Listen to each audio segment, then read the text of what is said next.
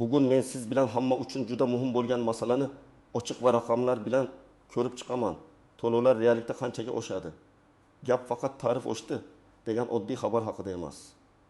Aslida oilaning oylik byudjetida bu oshish qanday seziladi? Kim ko'proq to'laydi? Kimda farq uncha katta bo'lmaydi? Qaysi xatolar sabab odamlar keragidan ortiq pul to'lab qo'yadi? Mana shularni aniq hisob-kitob misollari bilan tushuntiraman. Bu ma'lumotni bilish tanqidiy darajada muhim.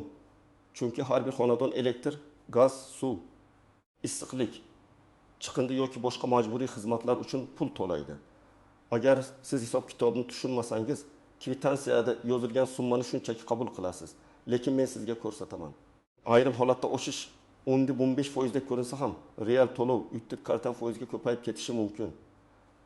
Ayrim oilalarda esa to'g'ri nazorat va tejamkorlik bilan oshish ancha yumshoq seziladi. Agar bunday amaliy cho'ntakka ta'sir qiladigan mavzular sizga kerak bo'lsa, hozirroq kanalga obuna bo'ling, videoga like bosing. Chunki bugungi hisob-kitobni ko'rgan odam keyingi oy kvitansiyani boshqacha ko'z bilan tekshiradi. Men avvalo oddiy tilda tushuntiraman. To'lovlar oshishi deganda ko'pchilik faqat tarif narxi o'zgarganini tushunadi. Masalan, oldin 1000 kilovat elektr 215 so'm edi. Endi 420 so'm bo'ldi. Demak, oshish 1025 so'm deb o'ylaydi. Lekin real hayotda to'lov faqat tarifdan iborat emas. To'lov siz qancha iste'mol qilganingizga, hisoblagich to'g'ri ishlashiga, qarzdorlik bor yo'qligiga, imtiyoz qo'llanilishiga, limit mavjudligiga va ba'zan mavsumga ham bog'liq. Oldin ko'p xonadonlarda kommunal to'lovlar nisbatan barqaror edi.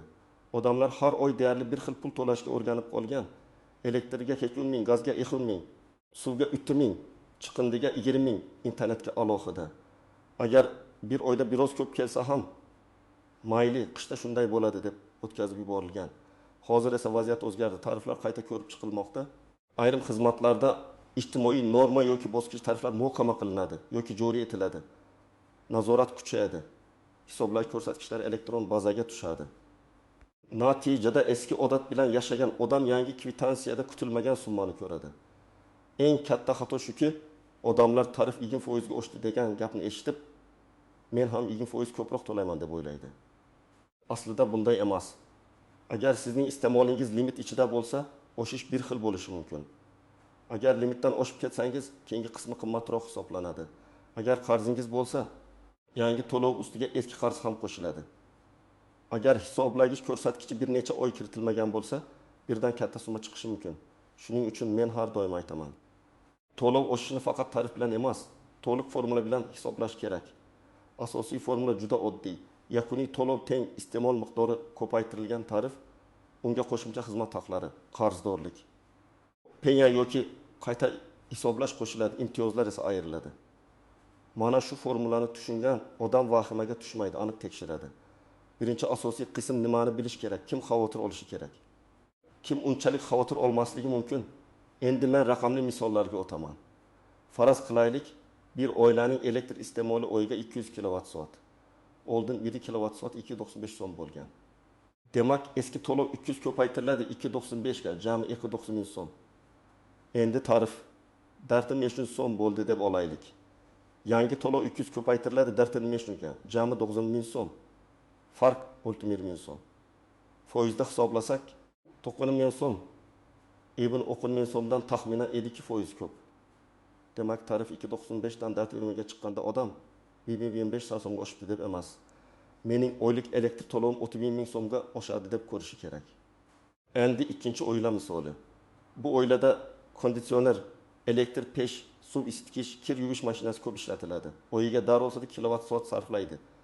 Eski tarifda tarifim ko'paytiriladi 295 ga, jami lim 32 so'm. Yangi tarif 120 so'm bo'lsa, 120 ko'paytiriladi 120 ga, jami 225 so'm. Farq 9 so'm. Bu oilada oshish endi 20 ming emas, deyarli 70 ming so'm. Sababi tarif ham oshdi, iste'mol ham katta. Shuning uchun kim ko'proq xavotir olishi kerak? Ko'p elektr ishlatadigan xonadonlar, hovlida yashaydiganlar, elektr bilan isitadiganlar, konditsionerni ko'p yoqadiganlar, uyda bolalar ko'p bo'lgan oilalar, uyda ishlaydiganlar, kichik ustaxona yoki tikuv mashinalari ishlatadiganlar.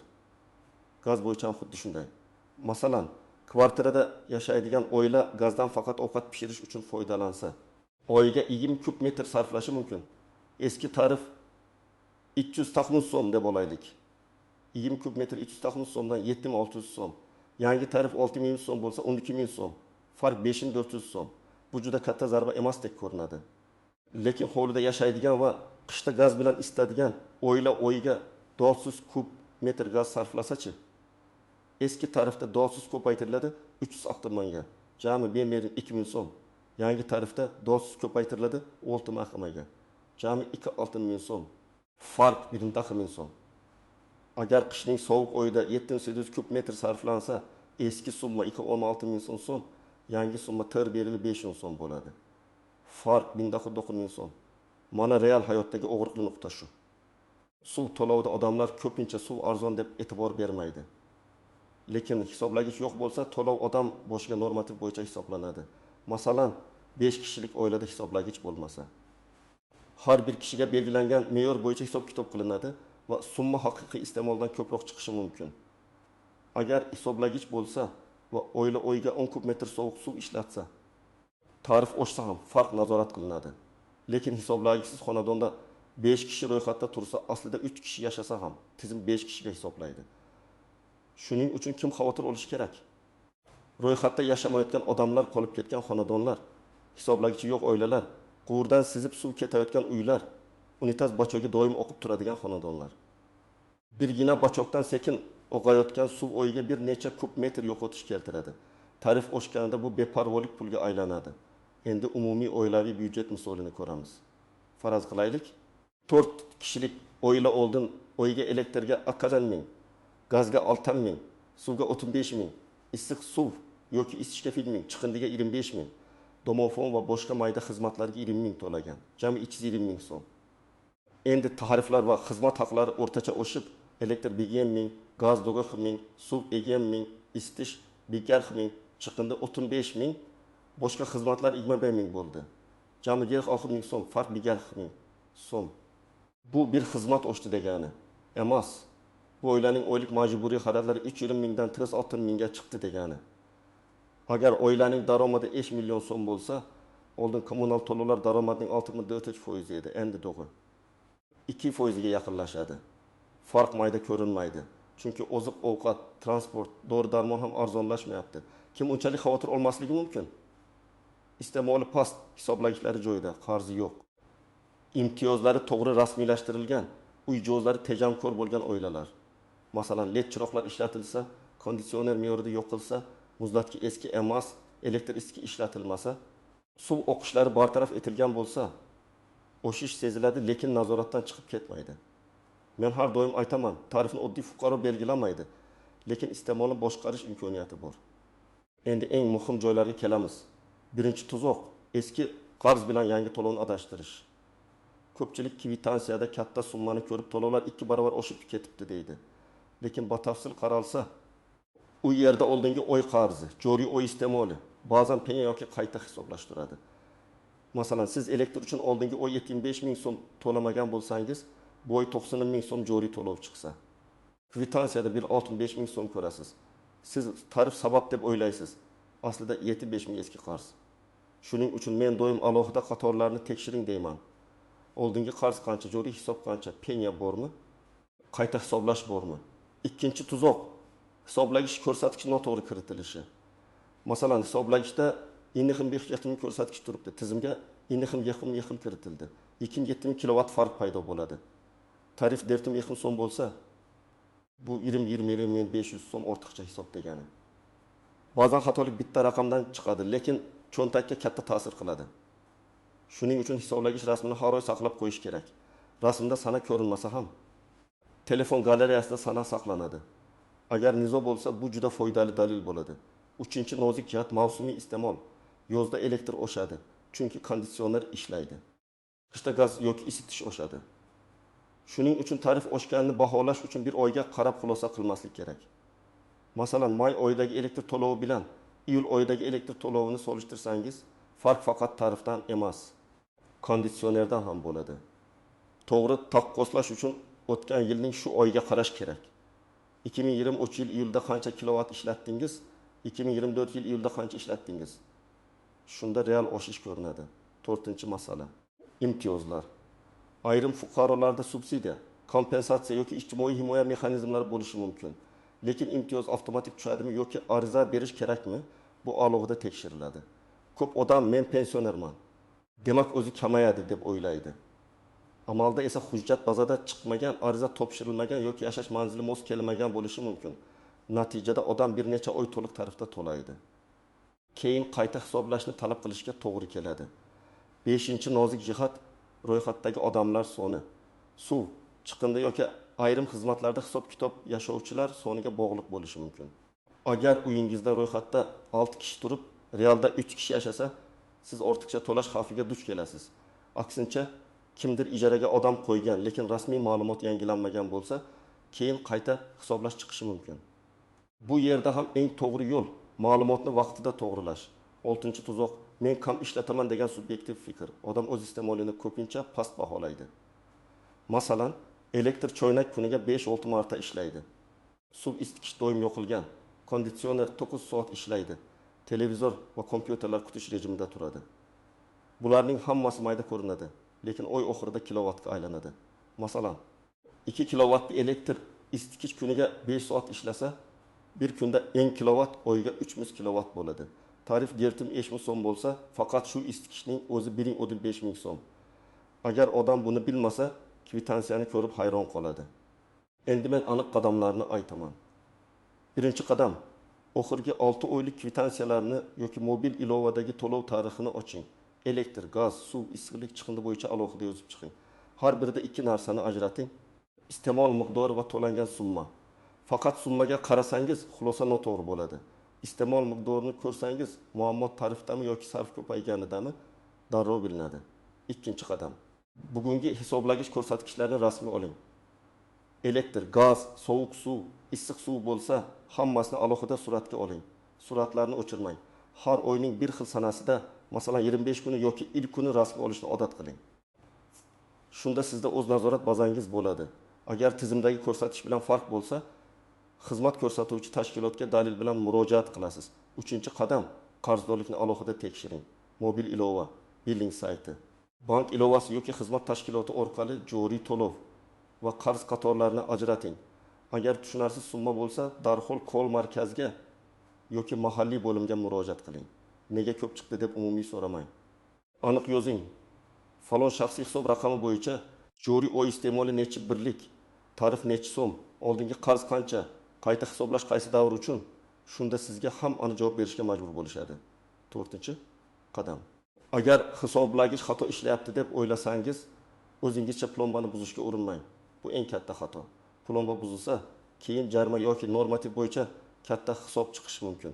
To'g'ri yo'l rasmiy ariza yozish. Arizada ism, familiya, manzil, shaxsiy hisob raqami, telefon raqami, muammo mazmuni, hisoblagich raqami va ko'rsatkichini ko'rsating. Hisoblagich ko'rsatkichlari bo'yicha shubha bor. Tekshiruv o'tkazishingizni va dalolatnoma tuzishingizni so'rayman deb yozing. Arizaning nusxasini o'zingizda qoldiring yoki elektron murojaat raqamini saqlang. 5-qadam, imtiyoz va subsidiya huquqingizni tekshiring.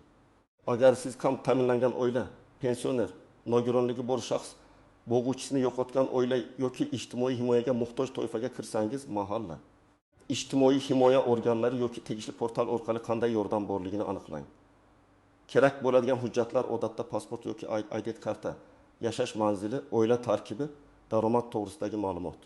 Kommunal xizmat shaxsiy hisob raqamlari bo'lishi mumkin. Men tavsiya qilaman. Bir marta borib og'zaki so'rab qaytmang. Ro'yxatni yozdirib oling yoki rasmiy manbadan tekshiring. 6-qadam. Ro'yxatdagi odamlar masalasini tartibga keltiring.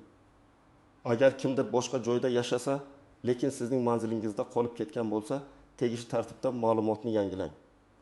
Agar ijarachilar yashayotgan bo'lsa, kommunal to'lovlarni qanday taqsimlashni yozma kelishib oling. O'zimiz kelishib olamiz degan gap ko'p nizolarning boshidir. Keyin suv, gaz yoki elektr bo'yicha katta qarz chiqsa, kim to'laydi degan savol boshlanadi. 7-qadam. Iste'molni kamaytirish bo'yicha eng tez ta'sir qiladigan choralarni qiling. LED chiroqlarga o'ting, suv oqishlarini tuzating, konditsionerni 11 darajaga emas, 24-26 darajaga qo'ying. Elektr isitgichni doimiy ishlatishdan saqlaning. Suv isitgichni kerak bo'lmaganda o'chiring. Kir yuvish mashinasini yarim bo'sh holatda ishlatmang. Muzlatgich eshigi rezinkasini tekshiring. Chunki eski muzlatgich ko'p elektr yeydi. Bular mayda ko'rinadi. Lekin oyiga egimtim 100 kilovat tejash mumkin. Egim kilovat tarif 4200 so'm bo'lsa, 22500 so'm. Bir yilda 27000 so'm. Agar 100 kilovat tejalsa, yiliga 24000 so'm. Bu endi mayda pul emas. 8-qadam. Oilaviy byudjetda kommunal to'lovlar uchun alohida qator oching. Men tavsiya qiladigan oddiy usul oy boshida taxminiy kommunal limit belgilang. Masalan, elektr 20 ming, gaz 90 ming, suv 20 ming, chiqindi 35 ming, jami 295 ming. Oy o'rtasida hisoblagichga qarab limitdan chiqyapsizmi yoki yo'qmi tekshiring. Agar 5 kunda oylik elektr iste'molining 70% ishlatilib bo'lgan bo'lsa, demak oy oxirida to'lov yuqori chiqadi. Buni oldindan bilish vahimani kamaytiradi. Bugun men sizga asosiy narsani ko'rsatdim. To'lovlar reallikda qanchaga oshishini bilish uchun faqat tarifga qarash yetarli emas. Iste'mol miqdori, qarzdorlik hisoblagich ko'rsatkichi, imtiyoz, ro'yxatdagi odamlar soni va mavsumiy sarf hammasi birga yakuniy summani chiqaradi. Kim ko'p iste'mol qilsa, oshishni ko'proq sezadi. Kim hisoblagichni nazorat qilsa, qarzini ajratib ko'rsa va tejamkor odatlarni yo'lga qo'ysa, oshishni ancha boshqarishi mumkin. Mening eng muhim maslahatlarim: har oy hisoblagich rasmini oling, kvitansiyani qator-qator tekshiring, tushunarsiz summaga rasmiy izoh so'rang. Imtiyoz huquqingizni tekshiring va iste'molni raqamlar bilan nazorat qiling. Shunda siz nega buncha ko'p chiqdi degan savol bilan emas, mana bu qator xato, mana bu joyni qayta hisoblash kerak degan aniq pozitsiya bilan gaplashasiz. Sizning xonadoningizda to'lovlar oxirgi oylar ichida qanchaga oshdi? Elektr, gaz yoki suv bo'yicha eng katta farq qayerda sezildi? Izohlarda yozib qoldiring. Men tomoshabinlarning real misollarini ko'rib, keyingi videolarda yana hisob-kitob qilib beraman. Agar video foydali bo'lgan bo'lsa, like bosing, yaqinlaringizga yuboring va kanalga obuna bo'ling. Chunki bunday ma'lumotlar pulingizni asrashga, xatolardan himoyalanishga va to'lovlarni o'ngli boshqarishga yordam beradi.